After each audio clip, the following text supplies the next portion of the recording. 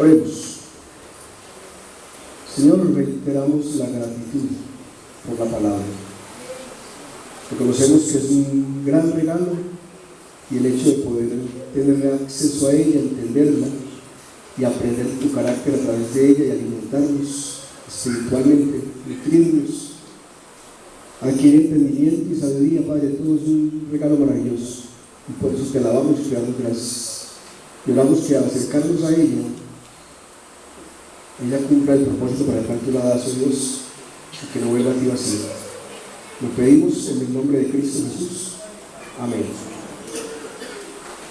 Bueno, yo esta mañana estaba diciendo en el primer culto que quería como probar un poquito el intercambio alrededor de un texto. Pues por lo menos yo salí muy bendecido esta mañana y espero que el pueblo también, ¿cierto?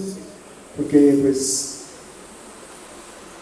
después de 40 años de estar predicando la palabra y pasar como más de 10 o 12, vamos a cumplir 15 años con la escuela de exposición,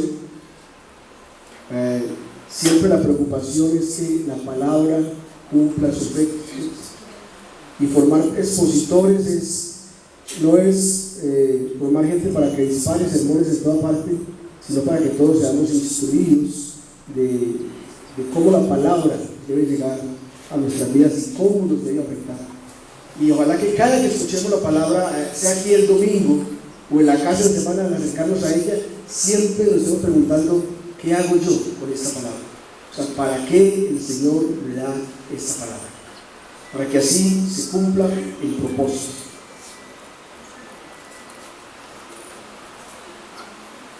Yo pensaba un poquito cuando estamos en un supermercado, de pronto en la fila, y de pronto llega alguien con una canasta muy llena y comienza a pasar artículos, y cuando le dicen el valor y va y mira la plata que tiene, no le alcanza para pagar, ¿cierto? Entonces tiene que comenzar a volver artículos, se impacienta la cajera, se impacienta el que sigue y se vuelve un problema ahí. ¿Por qué le pasa a la persona eso?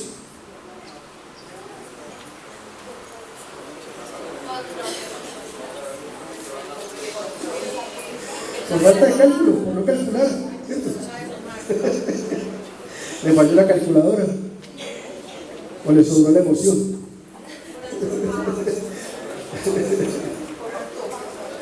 Muy bien. ¿Sabe que en la vida espiritual parece que hemos hecho mal los cálculos? Eso de ser discípulo de Jesús es mucho más profundo de lo que nosotros pensamos. Y seguramente al no hacer bien los cálculos, encontramos que nos volvemos religiosos, nos volvemos, todo menos discípulos de Jesús. Voy a leer el texto, que es un texto muy conocido, y por eso decía que ahora espero que ustedes me ayuden un intercambio con unas preguntitas y responda, no telegráficamente, responda con ideas que tengan sentido, para así poder ser bendecidos mutuamente. Evangelio de Mateo. Estos pasajes que son tan conocidos a veces son más difíciles de exponer. Cuando usted acerca a un pasaje muy conocido, dice: hostia, ya me lo sé, ¿qué más puedo sacar de él? Pero la palabra tiene algo que es ese espíritu de revelación que viene de Dios, y espero que notemos mucho más. Evangelio de Mateo. El Evangelio de Mateo, según San Mateo, capítulo 10. Y a medida que leemos el texto, pídale al Espíritu Santo que le dé discernimiento. ¿Qué significa para usted en la práctica lo que está leyendo? O lo que le estoy leyendo si está solamente escuchando. Mateo 10:32. Por tanto, todo el que me confiese delante de los hombres, yo también le confesaré delante de mi Padre que está en los cielos.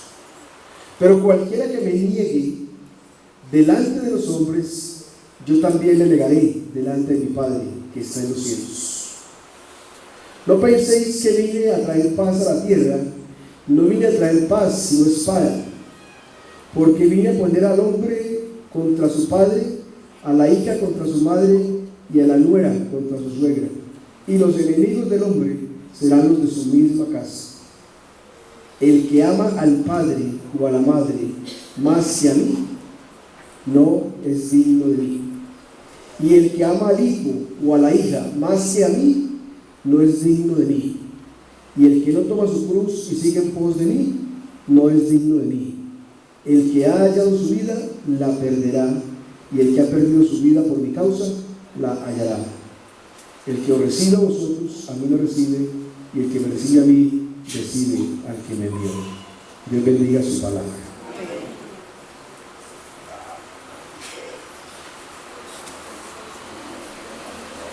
Primera pregunta: ¿qué significa negar a Jesús? ¿O cómo y cuándo negamos a Jesús? Levante la manito y lo dice para todos. Por un mal testimonio. Cuando no damos testimonio. Malas acciones. Cuando seguimos haciendo nuestra voluntad. Cuando seguimos haciendo nuestra voluntad. Malas acciones. Las malas acciones. No reconocernos hijos de Dios públicamente. No reconocernos hijos de Dios públicamente. ¿Qué más? Cuando pecamos, o sea, cuando desobedecemos. ¿Algo más? ¿Hablando más? Cuando no hay amor en nosotros. Cuando no amamos a los demás como Bueno, cuando no amamos a los demás. Muy bien, entonces dejemos ahí esa por ahora. Una segunda es: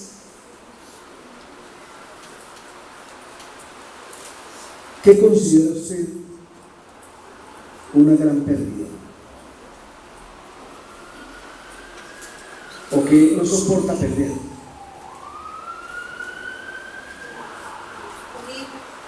Un hijo.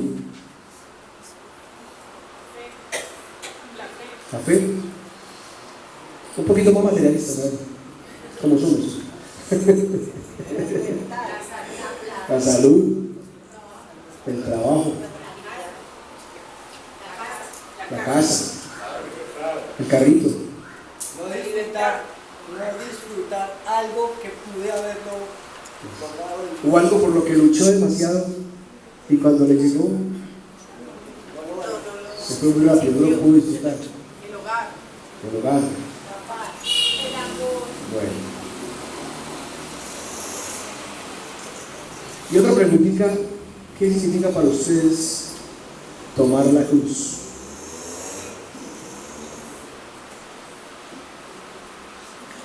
Aceptar las consecuencias de seguir. Muy bien, aceptar las consecuencias de seguir. ¿Qué más?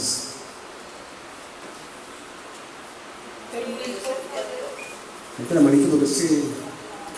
Permitir que la voluntad de Dios se haga permanentemente en mi vida.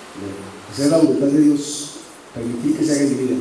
Vivir en las circunstancias de este mundo. Vivir en las circunstancias de este mundo. Entender que no llegamos aquí a una vida gozada, sino a sufrir por el Señor. Solo sufrir. Es parte del paquete, digamos que es parte del paquete de la cruz. No le digo bien. Sacrificio. Entender que no es cuando yo quiero.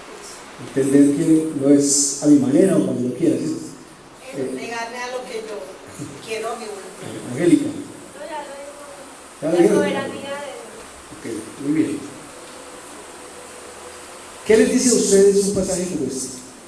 En la práctica. Sin espiritualizarlo demasiado, en la práctica.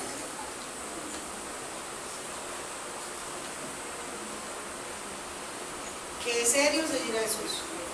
Es muy serio esto de seguir a Jesús. No es light, nada Hay light. que calcular bien el costo antes de arrimarse a la caja y que le pasen la lista de precios. Y Jesús siempre lo advierte. Jesús no engaña a nadie. Jesús no ofrece fantasías ni mentiras. Eso es muy claro. Lo que pasa es que nosotros nos creamos cuentos a veces, y entonces adecuamos la palabra a nuestros anhelos, deseos, expectativas, y nos tragamos el cuento. Pero la palabra del Señor, las palabras de Jesús siguen siendo iguales, no cambian. Las demandas son iguales. Si yo dijera, las demandas de Jesús cambian y se rebajan, ¿cuántos dicen amén? Yo creo que la mayoría diríamos amén. Mentirosos. Porque preferiríamos que cambiaran, ¿cierto? Pero no cambian. Si queremos seguir a Jesús, hay que aceptar el paquete completo.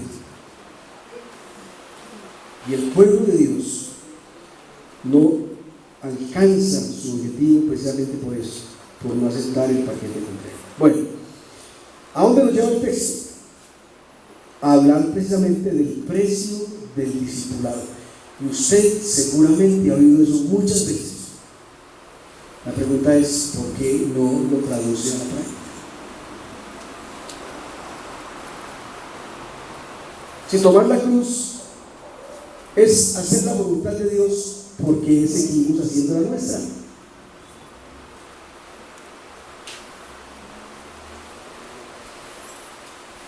Si desobedecer o dar mal ejemplo es negarle, ¿por qué lo seguimos negando? Ya lo hemos entendido. Ya contamos con la ayuda del Espíritu Santo para empoderarnos y responder. ¿Cuál es el precio? 4 cositas acá que podemos complementar a lo que ustedes ya han compartido.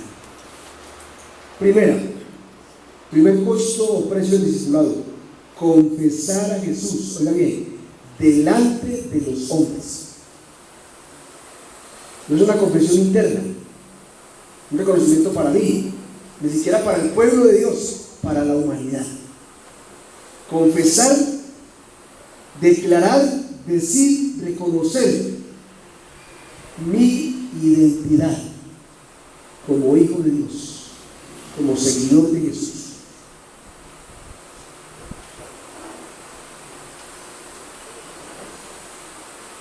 Dice, ¿quién le reconoce? Está hablando de ese día anhelado, de ese día postrero. Allí, el momento cumbre, dice, allí yo le reconoceré delante de mi Padre. Pero dice también, el que me negare, yo también le negaré. Y ese es un momento cumbre, único, definitivo, y lo que pase ahí no tiene reversa. Hermanos, el silencio, el anonimato, también es negar a Jesús.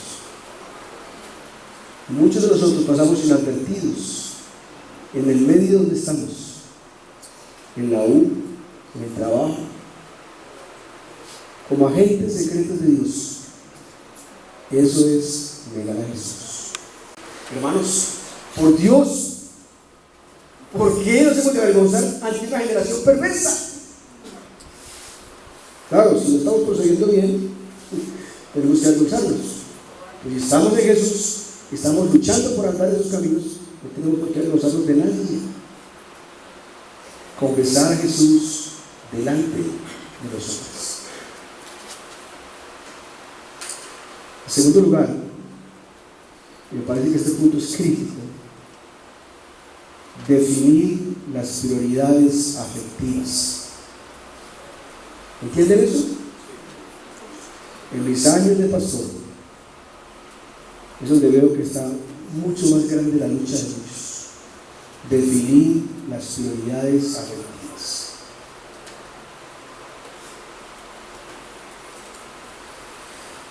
Dice, el que ama al padre o a la madre más que a mí, no es digno de mí. El que ama al hijo o a la hija más que a mí, no es digno de mí. Coloca 2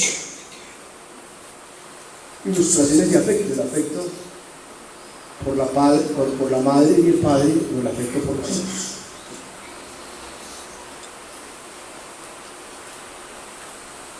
Yo recuerdo cuando estaba por nacer el primer hijo, un misionero viejo, querido de la iglesia presbiteriana me dijo: usted va a saber lo que es amor cuando tenga su hijo en sus brazos. O sea, es un punto, muchos de ustedes ya no lo saben, algunos lo van a saber, otros ya están súper experimentados, pero usted mire, piense en esa categoría o en esa intensidad de amor que le genera a sus hijos y pregunte: ¿es mayor el que le genera a Jesús?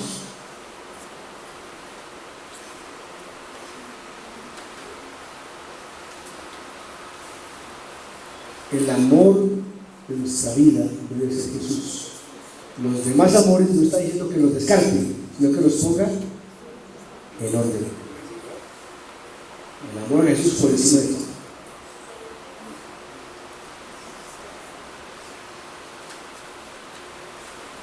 ¿Cuántos dicen amén? ¿Se creen ustedes mismos? ¿Lo están diciendo? Porque yo, en la experiencia pastoral, veo muchos abatidos, derrotados por una relación afectiva. Yo digo a quien quiero mucho y yo sé que tranquilo pastor, diga lo que yo no me enojo. Yo charlaba con él, yo veía que llegaba y le miraba la cara y decía: algo pasó con la abuela. ¿Qué hermano? No, es que aquello. Volvió otra vez y lo veía con cara feliz. ¿Cierto que aquella? Ah, sí, aquella.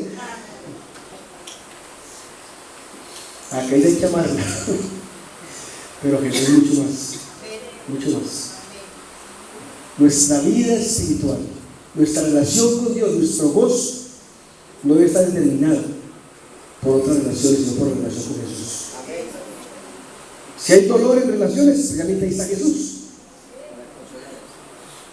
proponiendo la mejor relación para levantarnos. Dice el Señor que no ha venido a traer paz, sino guerra, espada, como dicen algunas versiones.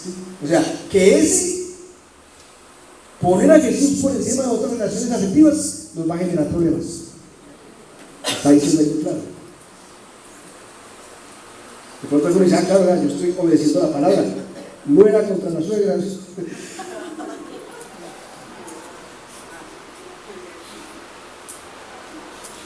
Hermanos, la familia no puede controlar la relación con Dios, ni la puede evitar. Ni mi tiempo, ni mis prioridades, ni mis principios. Porque también ahí, yo creo que alguna vez lo he dicho muchas veces, uno de los puntos claves es ahí. A veces, por los hijos, sacrificamos los principios.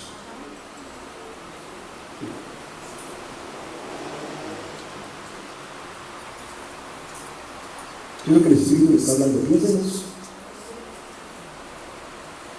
Son nuestro amor, está bien, pero los principios de Dios están por encima de los amores más afectivos que podamos tener.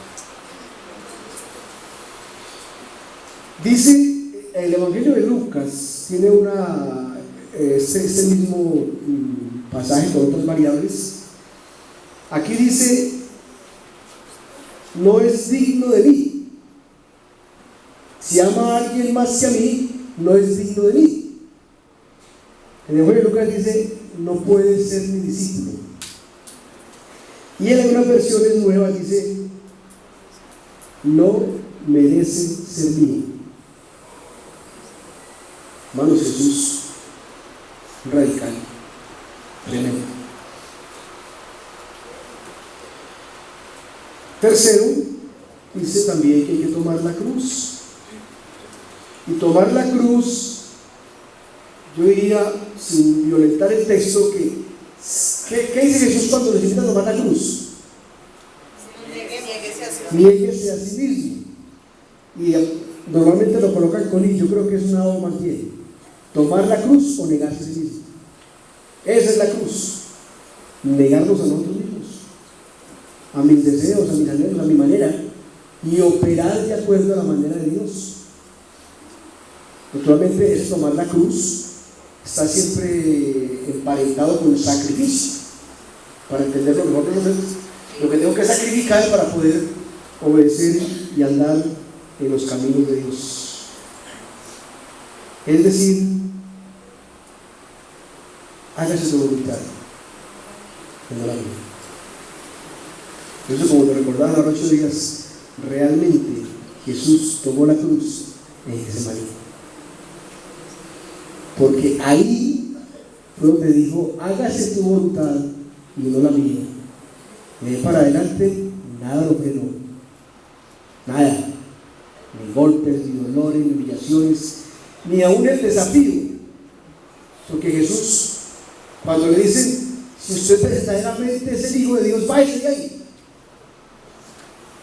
nada, ya tomé la cruz, nada. Tremendo el modelo que nos deja. Puede implicar hoy también sufrir el desprecio y la burla. Hermanos, no se asusten, pero vienen tiempos muy delicados en términos de vivir. Me voy a decir esto. Puede que algunos evangélicos también no les guste lo que voy a decir, pero yo siempre he creído en el valor de una iglesia católica. Yo aprendí catecismo delante de mi casa y aprendí principios, y creo que de alguna manera la iglesia en este país ha servido para frenar muchas cosas. Cuando la iglesia católica se para y dice que no es a favor del aborto, está también ayudando a la moral. Pero hermanos, perdónenme que les cuente esto, tal vez algunos lo oyeron, pero sentí física tristeza esta semana cuando un obispo dijo: ¿quién sabe si alguno de los apóstoles fue un maricón? Un mariconcito, dijo. Oiga, qué decepción tan grande. ¿Por qué se hace eso? Para agradar el oído, para no recibir palabras en contra. Los profetas hablaron y pagaron el costo. Si la sal se desvanece, ¿con qué será sazonada la vida?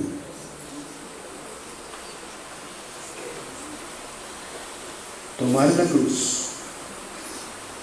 también es sufrir el desprecio y la burla y el rechazo. Cada vez vamos a estar más aún con nuestra propuesta, pero no olviden, es la propuesta de Dios, del Dios creador, del Dios que no cambia, del Dios que nos ha amado, que se ha revelado a nosotros, que nos ha guardado. El mundo no nos va a guardar. Agradar al mundo nos va a traer la vida eterna. Mantenernos en los principios de Dios sí nos va a dar vida eterna. En cuarto lugar,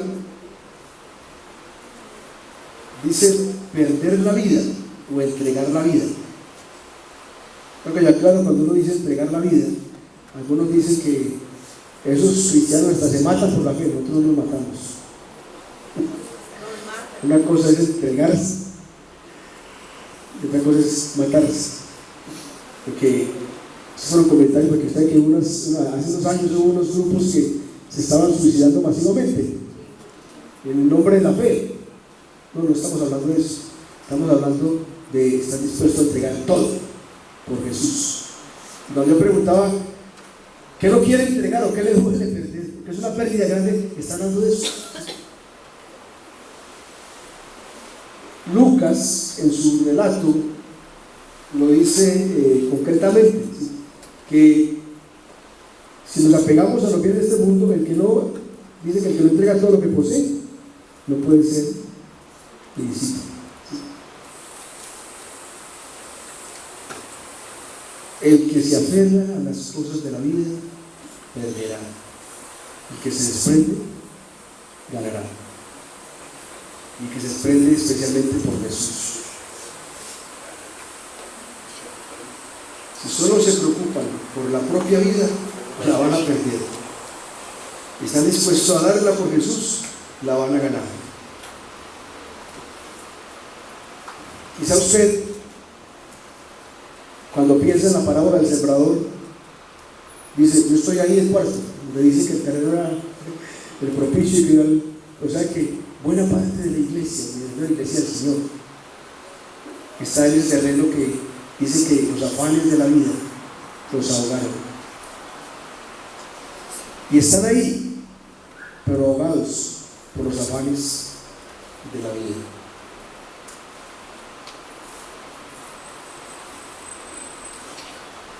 Hermanos, discipulados costosos, bastante costosos. En su relato Lucas da dos ilustraciones. La primera dice: ¿quién al construir una torre no calcula el costo? No vaya a ser que quede pesada y se convierta en motivo de burla. Entonces, hermanos, calcule el costo, porque si usted no calcula el costo y no es un buen discípulo, se convierte en motivo de burla. Y luego dice: ¿o qué rey al ir a la guerra no mira primero con cuántos cuenta y cuántos tiene su enemigo? Y si ve que el enemigo tiene muchos más, entonces más bien manda embajadas de paz y hace un arreglo. Calcular el costo. No es lo mismo ser un buen presbiteriano, o un buen evangélico, o un buen cristiano, que ser un discípulo de Jesús. Es mucho más profundo, mucho más comprometedor. Entonces recapitulamos 4 cositas: confesar a Jesús delante de los hombres, no negar, definir las prioridades afectivas. Si el Espíritu Santo le está hablando ahí en ese punto, deje que le hable y recuerden que es hablar del Espíritu. Decir sí. Está bien, vamos por ahí. Tomar la cruz y perder la vida. Las pérdidas para Dios son las ganancias más grandes que podemos tener. ¿Quieres ser discípulo de Jesús? ¿Has hecho bien los cálculos? Si no lo has hecho bien, todavía hay tiempo, afortunadamente, de volver a hacer los cálculos antes de llegar a la caja registradora y me devuelvan. Haga bien los cálculos. Incline su rostro por un momento y piense. Abra su corazón al Espíritu Santo.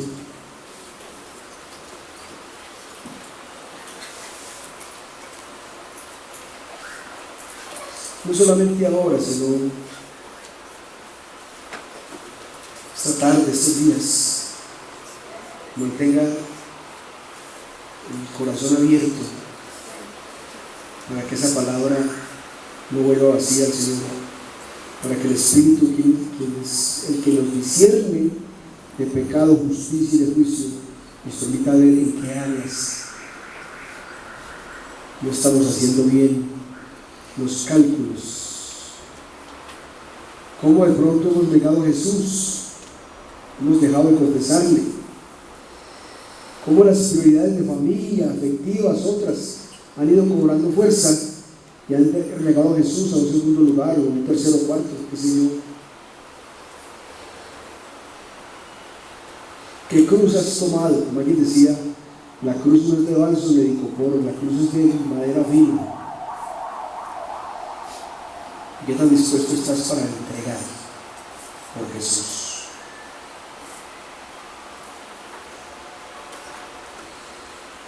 Señor, solo tu Espíritu puede persuadir. Nos oramos que se abra tu palabra obrando en medio nuestro, en cada corazón,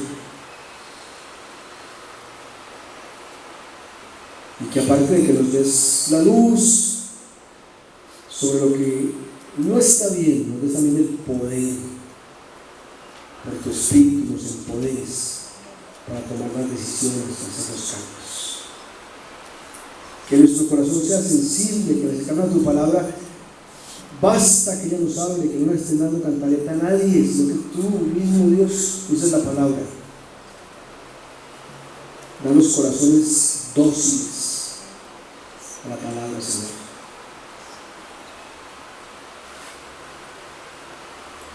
Enséñanos a amarte con todo el corazón, con todo el alma. Ayúdanos a priorizar los amores de nuestra vida, Señor.